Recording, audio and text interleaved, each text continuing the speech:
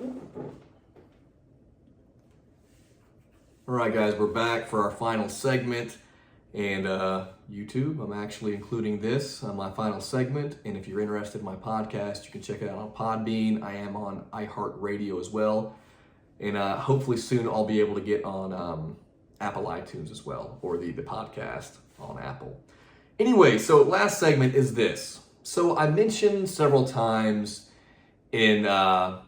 on this podcast that one of the main mechanisms, the deep state, the left, entertainment, the marketplace, because a lot of this stuff is saturated with people who do not have the best interests of America in mind. And so intimidation is the biggest, one of the most effective weapons they use to prevent people from just stepping out in confidence, in faith, in boldness. And I want to tell people, look, not everyone's called to have a podcast or be on the radio or go into entertainment or have this public platform. It's okay. That's fine. If you feel that, if you have that desire, then go for it. But that isn't necessarily something you need to feel compelled or obligated to do. However, what I do want to say is, if you feel the inclination, and maybe it's just talking to a coworker, maybe it's talking to someone at school, maybe it's talking to someone in your family, or maybe it's just like, the biggest thing I think is just to be steadfast, is to be firm in your beliefs and your convictions.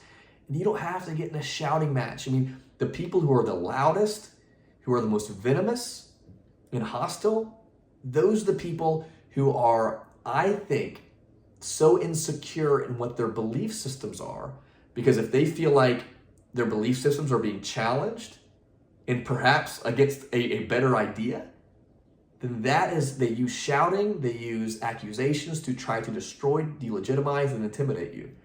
And that is what you're seeing. And I think in many ways, and I don't care if I'm branded as, or whatever you want to brand me for being a Trump supporter, because I think, and I say this legitimately, and I don't mince words, I say this genuinely, I thank God for President Trump. I do. I don't praise him, but I thank God that we have someone who is the face of the resistance. When I mean the resistance, just standing firm and speaking the truth. Because guys, at the end of the day, all of this is an assault on the truth. And when the truth exposes the lies, what's underneath the curtain are the lies. And when they are exposed, they will do anything to maintain the status quo, to maintain their power, to maintain where they have been hiding.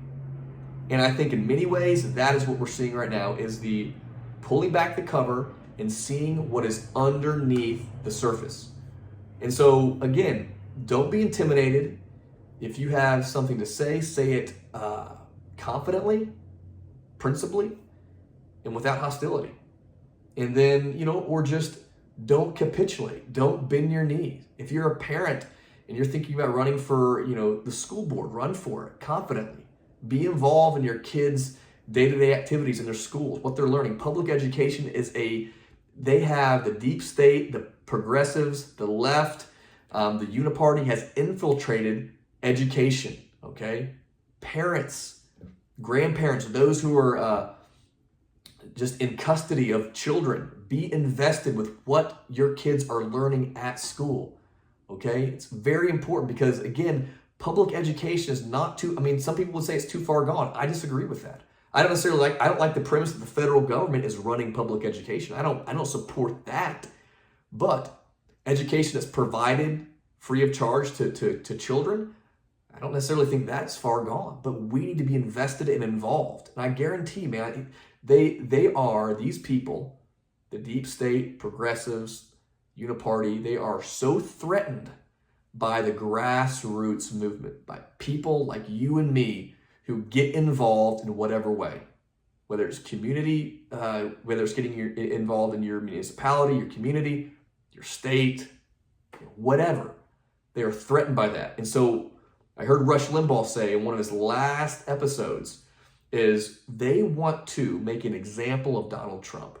Because Donald Trump, again, is the face of the resistance. So saying, you know what, no, I'm not going to capitulate and bow my knee to these edicts that you're shoving down the throats of people, whether it be the electric vehicle edict, whether it be the climate change edicts, whether it be the military-industrial war complex edicts, whether it be this cultural revolution edicts with transgenderism or open borders. I mean, all this different stuff. When someone says, you know what, no, I'm not bowing my knee to these edicts, these creeds, I'm going to resist. I'm not going to do it violently, but I'm not going to do it passively either.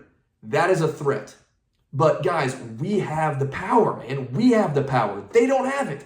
That's what freaks them out. And that's what they're trying to do with Trump. They're saying, you know what, we will do whatever it takes to destroy this man publicly in any way because we don't want him to have any public influence because what he does is gives, this is true, inspiration to people to say, you know what? I can say that and I'm still fine. I have a checkered past and they tried to destroy me, yet I still was elected president. They did everything they possibly could do to prevent him from being president. And the grassroots people said, you know what? No. You kidding me? Hillary Clinton, Joe Biden? Really? Anyway, more to say next episode about the election.